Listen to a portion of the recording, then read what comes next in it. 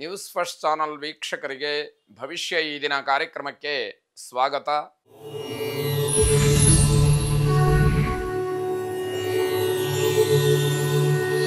ಮೊದಲು ಮೇಷರಾಶಿ.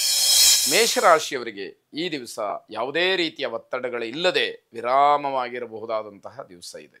ಅದು ಕೂಡ ಒಂದು ರೀತಿಯ ಯೋಗ ಅಂತ ಹೇಳಬೇಕು. ವ್ಯಾವಹಾರಿಕವಾಗಿ ಎಲ್ಲ ರೀತಿಯ ದೌರ್ಬಲ್ಯಗಳನ್ನು ದೂರ ಮಾಡಿಕೊಳ್ಳೋದಕ್ಕೆ ಇದೊಂದು ಒಳ್ಳೆಯ ಅವಕಾಶ. ವ್ಯವಹಾರದಲ್ಲಿ ನಿಮ್ಮ ದೌರ್ಬಲ್ಯಗಳು ಏನಿದೆ, ಯಾವುದನ್ನು ಸರಿಪಡಿಸ್ಕೊಳ್ಬೇಕು, ಯಾವುದನ್ನು ಬದಲಾಯಿಸ್ಕೊಳ್ಬೇಕು, ಯಾವುದನ್ನು ಮಾರ್ಪಾಟು ಮಾಡಿಕೊಳ್ಬೇಕು, ಯಾವುದನ್ನು ಪರಿವರ್ತನೆ ಮಾಡಿಕೊಳ್ಬೇಕು, ಹೀಗೆ ಆತ್ಮಾವಲೋಕನ ಮಾಡಿಕೊಂಡು ವ್ಯವಹಾರದಲ್ಲಿ ಮುನ್ನಡೀತಕ್ಕಂತಹದ್ದನ್ನು ನೀವು ಬೆಳೆಸ್ಕೊಳ್ಬೇಕಾದ್ದು ಮುಖ್ಯವಾಗುತ್ತೆ. ಸಾರ್ವಜನಿಕವಾದಂತಹ ಕೆಲಸದಲ್ಲಿ ಭಾಗವಹಿಸ್ತಕ್ಕಂತಹ ಅವಕಾಶ ಇದೆ. ಸಮಾಜಮುಖಿಯಾಗಿ ಏನಾದರೂ ಒಂದಷ್ಟು ಕೆಲಸಗಳನ್ನು ಮಾಡಬೇಕು ಅನ್ನುವಂಥದ್ದು ನಿಮಗೆ ಗೊತ್ತಿರಬೇಕು. ನಿತ್ಯದ ಎಲ್ಲ ಕೆಲಸಗಳೂ ಕೂಡ ಸಕಾಲದಲ್ಲಿ ಆಗುವಂಥದ್ದು.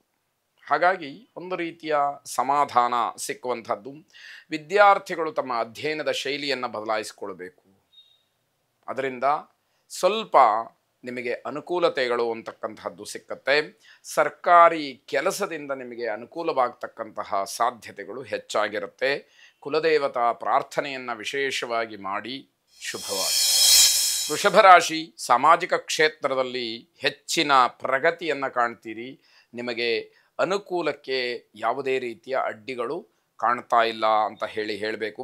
ವೃತ್ತಿಗೆ ಸಂಬಂಧಪಟ್ಟ ಹಾಗೆ ವಿಷಯ ಸಂಗ್ರಹವನ್ನು ಮಾಡ್ತಕ್ಕಂತಹ ಅವಕಾಶಗಳು ಹೆಚ್ಚಾಗಿ ಸಿಕ್ಕತ್ತೆ. ಆಸಕ್ತಿ ಅಷ್ಟೇ ಮುಖ್ಯವಾದಂಥದ್ದು.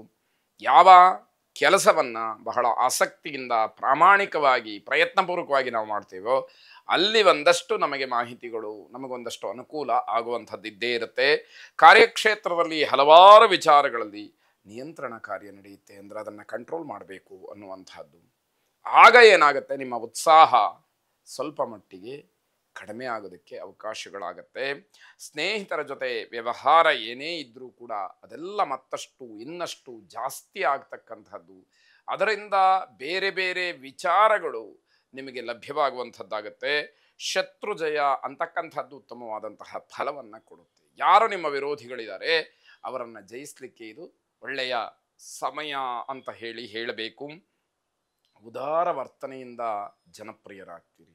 ಬಹಳ ಧಾರಾಳತನ, ಯಾರಿಗಾದರೂ ಏನನ್ನು ಕೊಡಬೇಕು, ಬೇರೆಯವರ ಸಹಾಯಕ್ಕಾಗಬೇಕು, ಬೇರೆಯವರ ಕಷ್ಟಕ್ಕೆ ಆಗಬೇಕು, ಬೇರೆಯವರ ಕಣ್ಣನ್ನು ಒರೆಸಬೇಕು ಅಂತಕ್ಕಂತಹ ಮನೋಭಾವ, ಆ ಒಂದು ವಿನಮ್ರವಾದಂತಹ ತುಡಿತ ನಿಮಗೆ ಹೆಚ್ಚು ಗೌರವವನ್ನು ತಂದು ಕೊಡ್ತಕ್ಕಂಥದ್ದಾಗತ್ತೆ.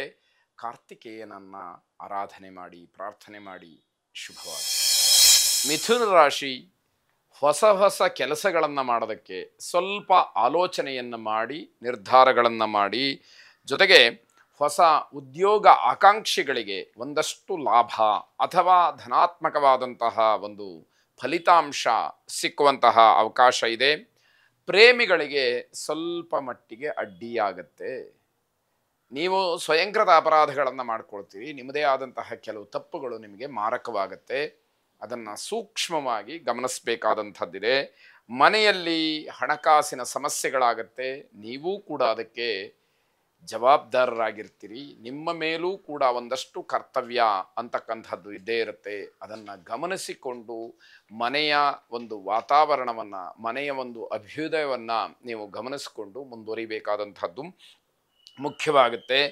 ಬೇರೆಯವರ ತಪ್ಪನ್ನು ತಿದ್ದಲಿಕ್ಕೆ ಹೋಗಬೇಡಿ. ಅದು ನಿಮಗೆ ಮಾರಕವಾಗುತ್ತೆ. ನೀನೇನು ಹೇಳೋದು ಅನ್ನುವಂತಹ ಪ್ರಶ್ನೆ ಮಾತು ಬಂದಾಗ ನಿಮಗದು ದೊಡ್ಡ ಸಮಸ್ಯೆ ಆಗಬಹುದು. ಜೊತೆಗೆ ಅವಮಾನವೂ ಕೂಡ ಆಗುವಂಥದ್ದಿದೆ.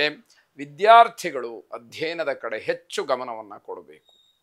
ಗ್ರಹಗತಿಯ ದೃಷ್ಟಿಯಿಂದ ಗ್ರಹಚಾರ ಸರಿ ಇಲ್ಲದೆ ಇದ್ದಾಗ ಓದನ್ನು ಬಿಟ್ಟು ಅಥವಾ ನಾವು ಮಾಡಬೇಕಾದಂತಹ ಕೆಲಸವನ್ನು ಬಿಟ್ಟು ಬೇರೆ ಬೇರೆ ಕಡೆಗೆ ಮನಸ್ಸು ಹೋಗುವಂಥದ್ದು ಇರುತ್ತೆ.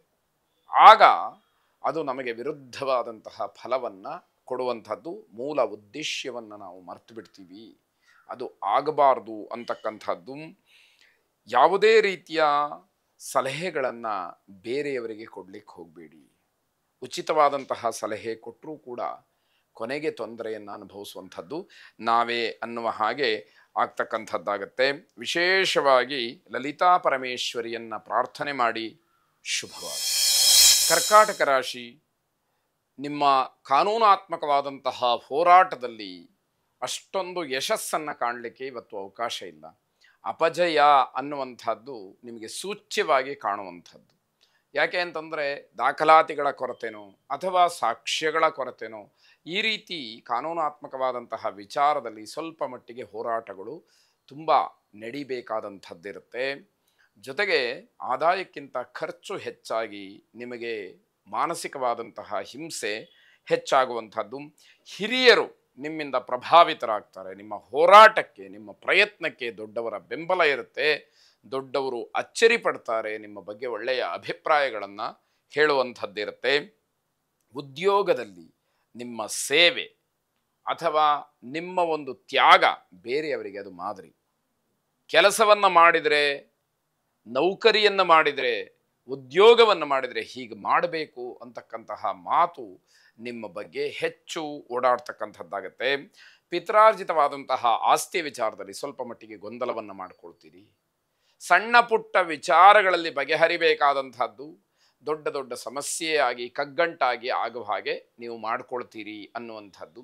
ನಿಮಗೆ ಬರಬೇಕಾದಂಥದ್ದು ಏನಿದೆ ಅದು ಸ್ವಲ್ಪ ಮಟ್ಟಿಗೆ ನಿಮ್ಮ ಪರವಾಗಿದೆ ಅಂತಾದಾಗ ನೀವು ರಾಜಿ ಮಾಡಿಕೊಳ್ಳುವಂಥದ್ದು, ಹೊಂದಾಣಿಕೆಯನ್ನು ಮಾಡ್ಕೊಳ್ತಕ್ಕಂಥದ್ದು ಬಹಳ ಮುಖ್ಯ ಅಂತ ಹೇಳಿ ಅನಿಸುತ್ತೆ. ಇಲ್ಲದೇ ಇದ್ದರೆ ಯಾವ ತೀರ್ಮಾನವೂ ಆಗೋದಿಲ್ಲ, ಹಾಗೆ ಮುಂದಕ್ಕೆ ಹೋಗ್ತಾ ಇರುತ್ತೆ ಅನ್ನುವಂಥದ್ದು. ಆ ತಿಳುವಳಿಕೆ ನಿಮಗಿಲ್ಲ ಅಂತ ಹೇಳಿ ಏನಲ್ಲ, ಇರುತ್ತೆ.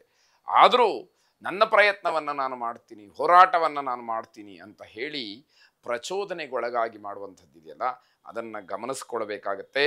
ತಾರ್ಕಿಕವಾದಂತಹ ನಿಲುವು ಯಶಸ್ಸಿಗೆ ಕಾರಣ ಅನ್ನುವಂತಹ ಮಾತನ್ನು ಮುಂದಿಟ್ಟುಕೊಂಡು ಮುಂದುವರೆದ್ರೆ ಅದು ತರ್ಕವಾಗಿಯೇ ಮುಂದೆ ಹೋಗುತ್ತೆ. ಯಾವಾಗ ಹೊಂದಾಣಿಕೆ ಆಗುತ್ತೆ ಆಗ ನಿಮ್ಮ ಸಮಸ್ಯೆಗಳು ಆದಷ್ಟು ಬೇಗ ಬಗೆಹರಿಯುವಂಥದ್ದು, ಇತ್ಯರ್ಥವಾಗುವಂಥದ್ದು ಆಗತ್ತೆ ಅನ್ನುವಂಥದ್ದು.